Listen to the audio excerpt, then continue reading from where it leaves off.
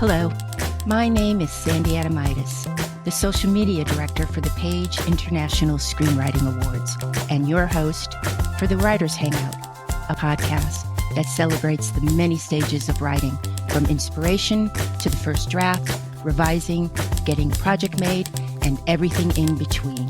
We'll talk to the best and the brightest in the entertainment industry and create a space where you can hang out, learn from the pros, and have fun. Hey writers, it's Sandy. In honor of our sponsor, the Page International Screenwriting Awards, celebrating their 20th anniversary, I'm interviewing some of the winners of the competition. Today's guest is Nardeep Khurmi, who won the Page 2021 Silver Prize in Drama for his screenplay, Land of Gold. Land of Gold also received AT&T's 2021 Untold Stories Award, which gives a grant of $1 million to underrepresented filmmakers to make their first feature film. We talked to Nardeep about the making of Land of Gold, how growing up in Philly by way of Switzerland and England shaped him, and how being an actor helps his writing. Let's get started. Thanks so much for hanging out with us. Thanks so much for having me. I'm excited to be here. Now, you were born in Switzerland, and your family immigrated and settled in suburban Pennsylvania. And Yep. you have mentioned struggling to fit in initially. How did you work that out? Being a creative person, did that help you in any way? Gosh, I feel like creativity is what saved me. We immigrated and settled in suburban Pennsylvania, as you said, and I grew up in white America. And as a brown immigrant, that made things a little bit difficult in terms of making friends and finding community. And, what wound up helping me was creativity, being funny, writing sketches, telling jokes, just kind of being funny and making people laugh got me out of my shell and got me out of fights. And it basically, yeah, really, it did. I realized if I could make someone laugh, they didn't want to punch me as much. Being able to kind of harness creative thought processes, which is a very intellectual way to say it, really helped me out in terms of connecting with the people around me. I started writing. I got into photography at a young age, stealing my dad's camera. And wow. I was started, realized that I was experiencing and seeing things in a different way than a lot of the kids that I was hanging out with.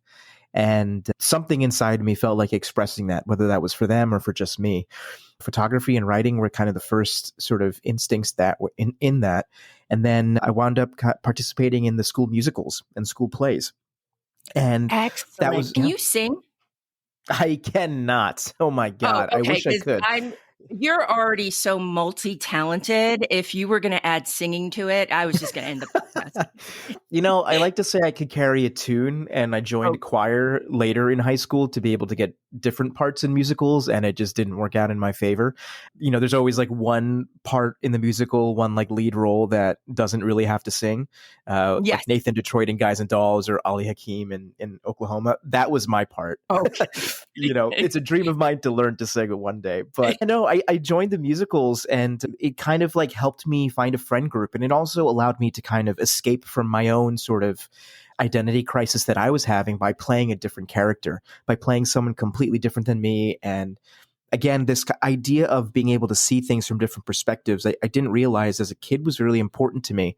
So acting, photography, these things kind of came naturally to me, also because they were difficult for me to do. I'm not going to lie. I was a typical South Asian kid. School came easily to me. So getting into the creative arts was like also about community building, but then also challenging myself.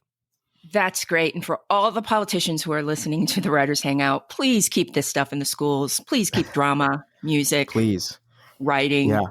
Just please do that. In addition to writing, you've been studying and working as an actor for over 15 years. Yeah. What can the acting experience gain you as a writer? Wow. I think the acting experience is like pivotal for writers. Speaking from my experience as an actor reading scripts, you can kind of tell when the writer doesn't understand what an actor has to go through when you read the dialogue. when it just Hmm. sounds unnatural or forced or wooden. Or you start to read a script where things kind of happen and there's no rhyme or reason to it. There's no cause and effect in terms of like character or growth or challenging a character. It just sort of like A happens, so therefore character has to respond, but it doesn't happen integrally to like how a character would respond naturally. It's all just Right. plot based. So I think writing from an actor's perspective is really, really helpful in the sense that it helps you create naturalistic dialogue and come from character first. Because, the stories that we all love, no matter how plotted they all come down to character. And all an actor's job is to discover and relate character. So to have those skills of an actor where you break down a script and you ask those questions of why is this character doing this? Why are they reacting this way? To have the creativity to be like, oh, I think my character would actually respond this way to this situation because they're hiding something or they're not hiding anymore. They just want to confront.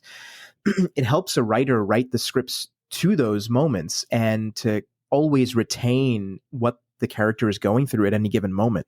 And those scripts tend to be really strong and really spicy. And as an actor, when I read that kind of stuff, I get so excited.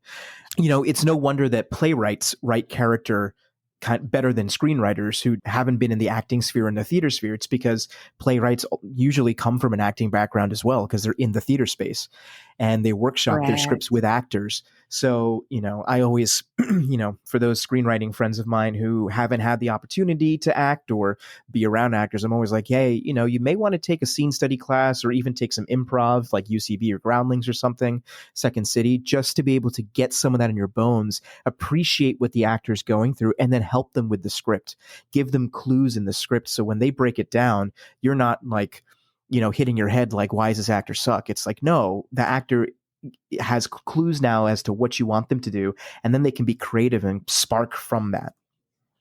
We can all, as an audience, see an actor do an alliteration and just know that how hard it is to be able to put all those words together. Just as an actor, sometimes when you're watching a film or TV, do Mm-hmm. you ever look at a chunk of dialogue and go, boy, that actor just deserves a medal? That I will not name names of what I saw recently, but I did just see a project where I was like, oh man, this seems like it was a lot of fun to be in, but good Lord, this writer did not give these actors any help. And like, these are pretty freaking strong actors. We're talking like international actors, and they could not get through the dialogue. It just was so wooden. And I'm just like, what? Why was no one on set able to like say something like, hey, can we just reword this so it just sounds like it's natural?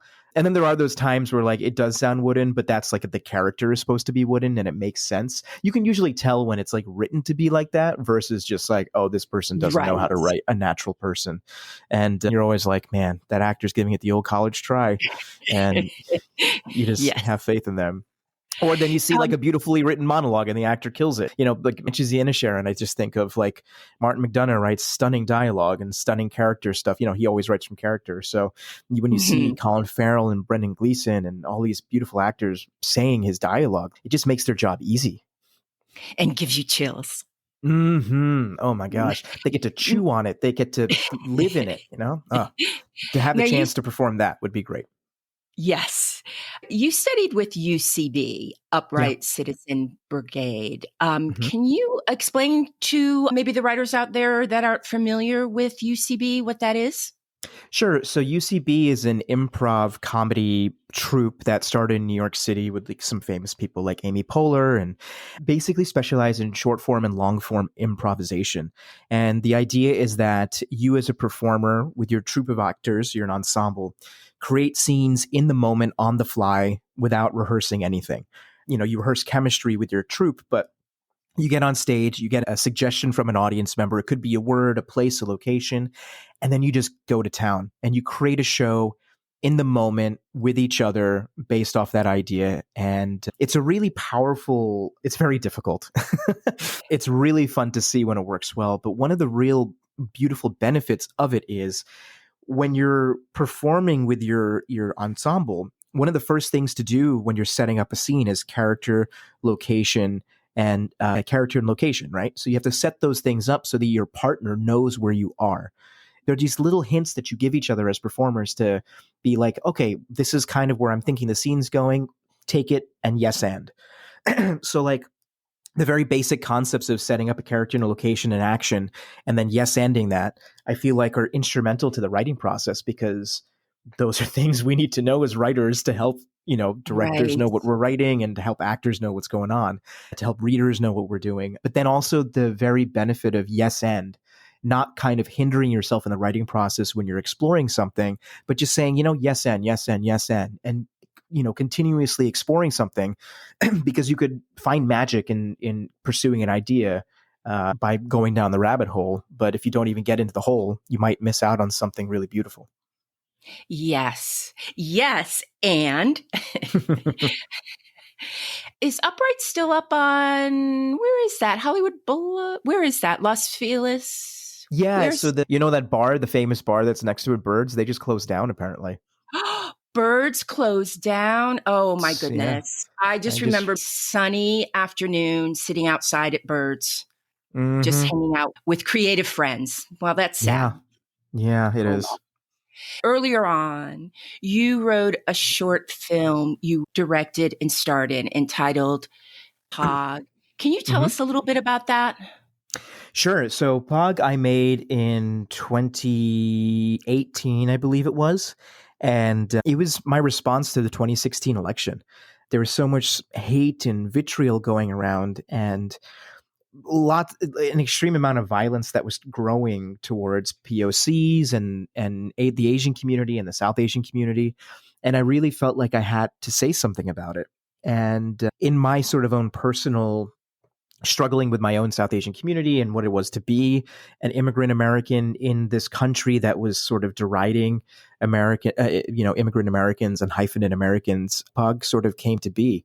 And it was a story about identity and the sort of horrors that you sort of, the negative vitriol that was happening in our country could do to someone who just wants to create a life for his family.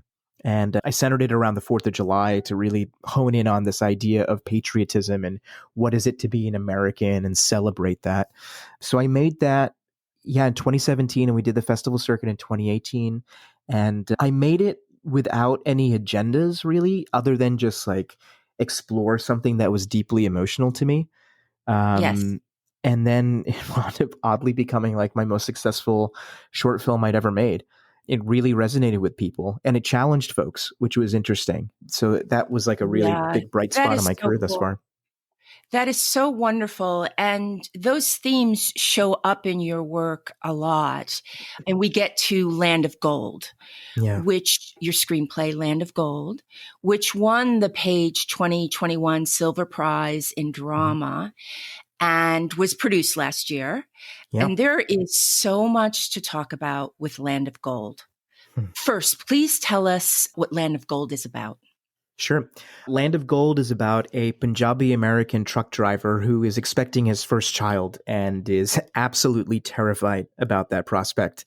So, much to the chagrin of his wife, he takes one last long haul drive cross country before his baby's due, like weeks before his baby's due. And along the way, he discovers an undocumented 10-year-old stowed away in his trailer.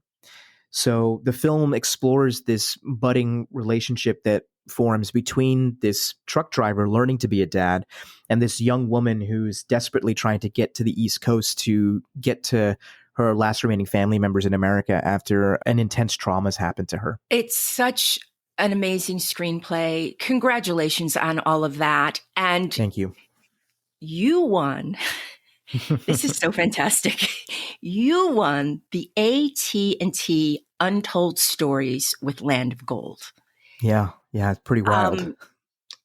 What, just talk about that for a few moments. So amazing. The prize alone is life-changing. Yeah, they say don't, wait for the lottery to strike, but we actually won the lottery to make the film. As you gather from the log line, this is a road trip indie drama, and it's about two POC communities, and trying to raise money for something like that was already going to be like an uphill battle, particularly in the landscape we're in right now, and there's not being any Right. genre elements. So as my producing team and I were starting to think about like, okay, where can we take this to? I was applying to grants and programs, the typical ones, Sundance Lab, Tribeca All Access, the VNL, Venice Biennale, and all that kind of stuff. And the Mhm. AT&T Untold Stories program kind of popped up on my computer one day. I'd never heard of it. And I've always been blanketed by these programs. Like I've gotten like into the second round a couple times at Sundance Lab, but never more than that. Maybe that'll change. But we applied to the Untold Stories program because the program is designed to give a first-time feature filmmaker who is from an underrepresented community $1 million to make their first film. And the idea is they give the money to a filmmaking team that's ready to jump. All they need is the money and sort of the support system and the belief that they can do it. So we applied with the script, the same draft, I believe, that won the Page competition. We submitted a pitch deck, a $1 million budget because you have to make it for $1 million, and Mhm. work samples. So I sent my short film Bug. And 3 months later, we were one of the 5 finalists. We had to put together a 10-minute pitch to pitch the film to a panel of judges, which Oh, included 18. I watched your Yeah. pitch, and I would have handed it to you 5 minutes in.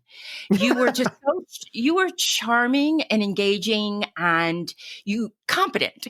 And it's not like I would assume you weren't.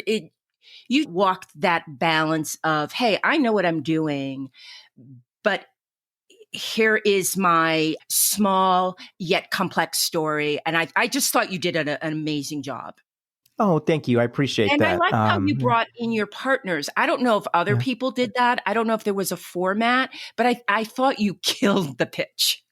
Oh, thank you. I appreciate that. Well, I figured like I've never had an opportunity to be in any of these diversity programs. This is the first one where I was a finalist and it's for $1 million. I was like, there's no way in hell I'm going to let anything be left on the floor. I'm going to put it all in. There were other filmmakers who put their producing team in as well, and their DPs and whoever was attached. But I think, I had the benefit of having made things for 15 years in brand and content and like small short films and all this kind of stuff. Like I just have been doing it by myself for so long that to make something of quality very quickly wasn't something unusual to me. So, Very writing. interesting. Yes. For our writers out there, go ahead, make YouTube. Go ahead, make memes. Yeah. Just do it. Do it. You do not know that that those skills are going to help you along the way. Totally. And like you were asking about acting, I mean, being an actor makes me really comfortable in front of a camera. So presenting the thing that excites me winds up becoming easy. I mean, obviously I had to write a script for the pitch, and you guys can see it on YouTube if you'd like to see it. And there was no format for this pitch because the 3 years prior, we were the 4th winner. They did everything in person. And because of COVID, we had to do a pre-recorded pitch. So Interesting. Good old COVID. It yeah, just COVID actually. touching our lives in so many ways. Yeah, COVID actually wound up helping me because it played to my strengths as a filmmaker, like knowing how to Mm. write a script, shoot, edit, put together something fun, knowing how to mix in mixed media and stuff like that, montage. Did they just, wire you $1 million? I wish that was the case. That would have been a lot easier. I know. So once we won the competition, my team and I, we went to work literally that day after we celebrated with some champagne. So AT&T is our investor. So, we have to do this like we have an investor, not a studio, but there's a production company involved. Just they That happen to be makes sense. AT&T. Yeah, so we had to give them budget breakdowns, and they would release money in according to when we needed the funds to make sure that we're not just like taking $1 million and going to go to gamble it in Vegas. So our pre-production budget was given to them, and then we got the money released, and then our production budget was released to them. We got the money released then post. So we got the full $1 million. It was just doled out as we were able to give them the breakdowns to prove that we needed them. We're able to divvy up the money where you wanted it to be. Yeah, $1 million budget, it's like amazing, right? Like $1 million is more than I've ever had for anything in my life, and it still is never enough. No matter what budget you have for your film, just know it's never going to be enough. You could be James Cameron making Avatar and have like a $350 million budget, and it's not enough. I had a really great team, and they were able to budget it really beautifully to the point where I got everything that I needed. I'm a low maintenance filmmaker, so is my DP, who I've worked with for like 17 years with, and we didn't ask for much. We just asked for some specific things, and my team got that for me. And you shot in Oklahoma. Yeah, we shot in Oklahoma. It is a road trip movie, so we figured Oklahoma would be a fun place to shoot because it is the crossroads of America in terms of all the highways and the trucking industry. And Oklahoma provided us a landscape where we could kind of get a little bit of West Coast in the deserty area, like the sort of Southwest in the western part of the state, and then the East Coast, Right. New England stuff in the eastern part of the state. So we could kind of fake our road trip and locations for the film. What ended up costing the most for you guys? Really good question. It was probably, obviously we paid everyone a livable wage. We worked with, Nice to hear. yeah, my line producer is amazing. She made sure that we didn't go overtime. We didn't have the money for overtime, but we also like stuck to 12 hours a day with 2 days off in the week because we wanted people to be rested and healthy and excited to come to work. Nardeep, I'm so glad to hear you talking about taking care of your crew. It's so important. It's super important. And when we were shooting, it was right in like the IATSE strike talks. And it was also when that really, really terrible tragedy happened. I think it was in New Mexico on that Western film that was filming. We had a moment of silence on set for them too. So like it was really important for us to take care of the crew, especially because we were coming into Oklahoma as foreign filmmakers, right? Like the main crew was all from out of town. And then we hired locals. So we wanted to make sure those locals felt taken care of, that we weren't taking advantage of them. So probably set operations was the major cost for the film, simply because we were taking care of people, making sure they were fed. For our out of towners, we housed everybody who was out of town, including talent who came into town. So yeah, I think it would just be set operations would probably be the most expensive thing. It wasn't equipment. It wasn't production design was expensive, but that was definitely not our most expensive thing. It's challenging to entertain an audience and engage them in complex subject matter. But you did this with Land of Gold. That said, how did you manage to keep Elena's story authentic, to honor her undocumented story, to honor a 10-year-old young woman's undocumented story? Yeah, thank you. I appreciate that. So authenticity is really important to me. And, I never want to, I'm not the kind of person that's going to say, oh, it's not your story, don't write it. I think if you want to write someone else's story or experience that's not your own, do your homework, do your research, and get those authentic experiences and anecdotes to be able to build your character off of. I have taught students who are undocumented through some theater programs. And through this experience that I had, I was able to speak more in depth with some of these kids about their experiences. We worked with Define American to verify the authenticity of a lot of what was happening in the film, which is an organization. You did? Yeah, they're an organization that helped us out, especially in post, to watch cuts to make sure, like, hey, is this necessary? Is this relevant? Are these DACA things necessary to put in here? Because since that's always fluctuating. So we wanted to make the film emotionally resonant and evergreen and kind of get away from some of the like very particulars, which may not be in effect from year to year. And we worked with some filmmakers who are of undocumented status.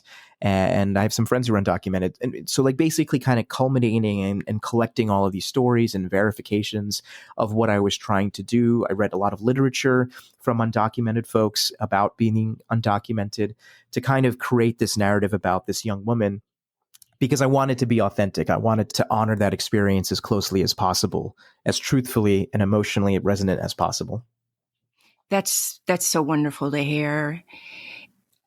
In a word, describe writing for Land of Gold for you. Loaded. And I'm warming you up for something later in the podcast, FYI. Yeah. Writing Land of Gold, one word. Cathartic. Acting. Freedom. Directing. Dream. Repeat. Ooh. Editing.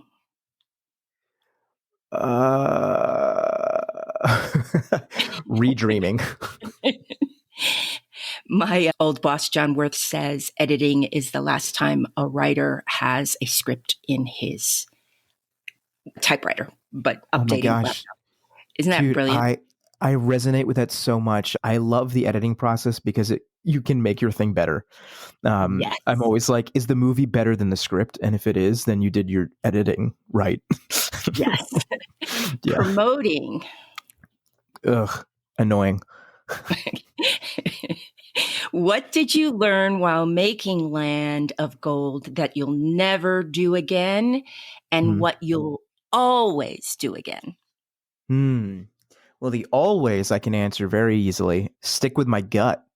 I think that the moments of the film that work the strongest, the moments where I was the happiest, both on set and in post and in pre-production, everything, it's when I was just trusting my instincts and going with my gut. And that was kind of the thing I told myself before I set out to make the film was, look, if this is your only shot to make something, make sure it's yours and make sure the decisions are yours. Because if they don't like it, at least it's yours. So that's the thing I'm going to repeat is going off my own instincts and my own gut and like really making those choices that resonate with me in that moment, right? Because they're momentary decisions Yes. and then they live on. Trust your But gut. yeah, trust your gut. And you I like mentioned, that you talked to yourself beforehand and, told yourself to do that beforehand. That yeah, really I mean, helped, I would imagine, during stressful times. it did because it is such a stressful moment. And, I was acting and directing this thing that I wrote. And, it'd be really easy to be like, I wrote this. This is the right way to do it. But the reality is it's a collaborative art. And if someone else has a better idea or a more interesting idea, trust your gut and go with it, Yes. like make the best thing you possibly can. And I'm very thankful that I was able to do that and kind of relinquish control in many ways to allow other people's voices to come in and make the vision better. I think that's maybe like the best strength a director can have is to be able to get rid of the ego and say, hey, we're in this together. Let's make this better. And then, start taste making those ideas. So that's something I'm definitely going to carry through to my next project, my next film, because I think that's where the magic happened. I think Great. what I would let go of, or I forget how you worded it. Would you never do again? Yeah. So you mentioned the word promotion, and I said annoying because I love living in the work and the creativity. And promotion gets annoying for me because of just the emotional minefield of all of it. Of like talking about the movie and releasing the film and all of that stuff. It's both fun and Yes. can get frustrating. So I think what I won't do again is not give myself time to prep for that, if that makes sense. That Um, makes perfect sense. yeah, to get myself emotionally ready to go on because I've been on the film festival circuit for 6 months. I'm going to be on it for another 6 months until the film gets released. I'm very excited. It's been an amazing time, but it's tiring. It's exhausting. Yeah. It's emotionally draining. Kind of just diving right in. I'm going to be better on the next one about preparing myself to take on this side of the film. It's the thing they don't teach you. It's the thing no one knows how to teach you. It's like once you make a big thing, now you got to release and market and get it out there. And that's a process. That's not, Yes. and it's not, has nothing to do with the creation of it. It has everything It to do is with a just getting whole people to other see it. job. Yeah, I, it is another job. And that's like the biggest sort of maybe lesson I've taken from this whole process is like, oh, I know how to create. Now it's like get comfortable with speaking about it and getting it out there, if that makes sense. right. Starting out, what was your biggest misconception of what it meant to be a working writer? Hmm. My biggest misconception about being a working writer. I guess my biggest misconception was that once you do one big thing, it's just going to come. Hmm. You know, Yes. there's a narrative in the industry of the debut film, or like once you finally get one thing made, all the doors are opened. And there's some truth to that. You have more access, right? I'm experiencing that right now. Like, oh, I'm taking meetings and being able to talk about projects in a different way, in a more sort of we can actually get this done way. But that doesn't mean it's any easier. It's just as difficult. You're basically starting from level one every time you make a project. And the benefit is you've made something before that, if you're lucky. And that gives you clout. But I think that's the biggest misconception I've had was that, oh, once you write something and get it produced, yeah, it's not you're on easy street, but like I'll be able to get a TV job or I'll be able to get this thing or whatever. And it's just Hmm. not the case. You have to work, if anything, doubly hard now because you're not the freshest thing on on the street. You gotta, Oh, you, that's a good yeah, point. Yeah. yeah. Yeah, you Yeah. don't get to impress everyone right off the bat. Now it's like, great. Now let's get to the career. You did that job. You won the lottery, because the first job is kind of the lottery. And then what's going to give you that longevity in that career is just working just as hard as you did before and making a run at it. Something I've been telling myself and talking to my girlfriend about is like working smarter, not harder. And that's been the big thing right now is this industry is always going to be hard. So how do you work smarter within that, not harder, especially now that, I have this calling card. Wonderful. Yes.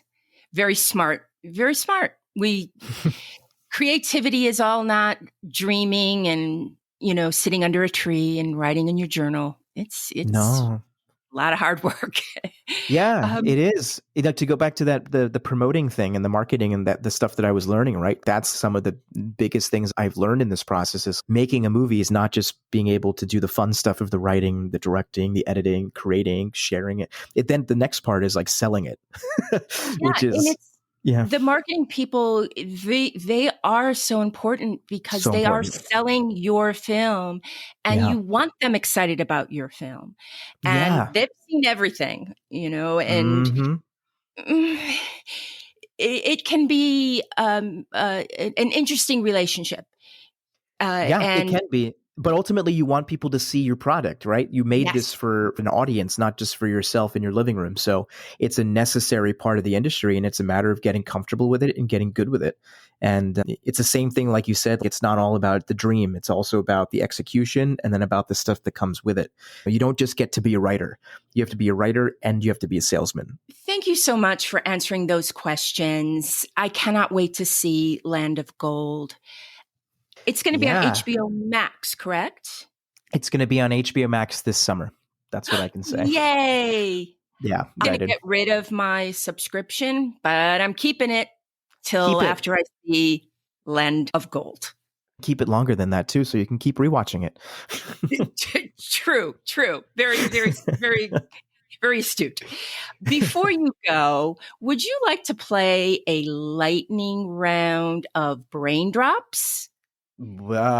Sure. Okay, brain drops is a fast-paced Q&A with only answers a writer can provide. Are you Cool. ready? I'm going to do the timer. And Nardeep, you are the first writer to answer these questions with an official timer. I hope you're really excited about that. I'm terrified, but let's do it. Okay. Setting the timer. When writing, music on or off? On. If you're reading a hard copy of a script, one Brad or two? 2. Whiteboard or legal pad? Legal pad. Final draft Celtics. Final draft. Favorite snack while writing? Ooh, it's an Indian snack. I call it like Indian trail mix. It's Javra. Favorite snack at Crafty? Sorry, The pop. but we do want to the hear that popcorn. answer. Damn. It's you want to hear it? Yes. It's the cheesy popcorn. What's it called? Pirate's Booty. I love Pirate's Booty. Our matey. Arr. Nardi, thank you for that. Yeah, Unfortunately, thanks. the buzzer went off, but Yeah. you are a winner. I'll get a consolation prize, right? In A everyone's booby eyes. Yes. Thanks again for spending time with us. We really do appreciate it. Thanks for having me. This was a really lovely conversation. That's a wrap for the Writers Hangout. Thanks so much for listening. If you enjoyed the show, please subscribe, like, and thrive. Till we get to hang out again, keep writing. The world needs your stories. The Writers Hangout is sponsored by the Page International Screenwriting Awards. Executive producer, Kristen O'Verne.